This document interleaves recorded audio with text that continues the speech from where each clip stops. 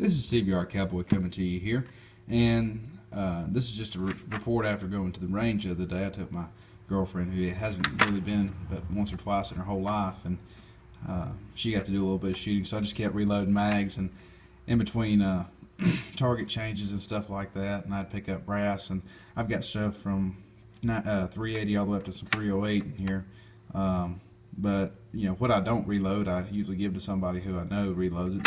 Usually I'll trade them for some stuff that I do reload, but and you know, just things like that. There is some 223 in here, but not a lot. I gave most of it to a feller who was picking it up there. He was just mainly wanting to say the 223 because that's what he shoots a lot of.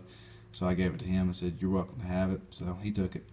But anyway, you know, just try to be kind to other folks. I mean, it's crazy. You go to the store and you see brass, you know, 200 pieces of brass, and they're wanting $35–40 for it, for pistol stuff and rifle stuff. You look at maybe 50 to 100 pieces of brass, and they're wanting about the same price, you know.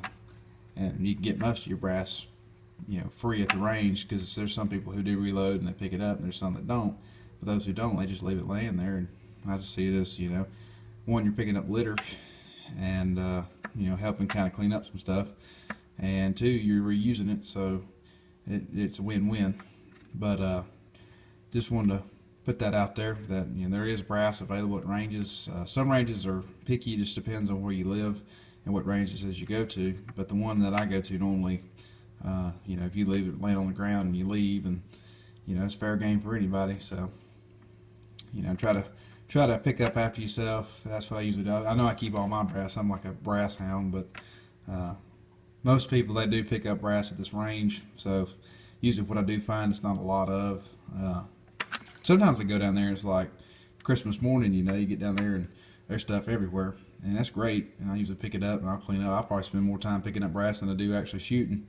But you know, most of the stuff I don't reload. But the things that I do reload, I definitely, you know, I'll sort it all through. When I sort it,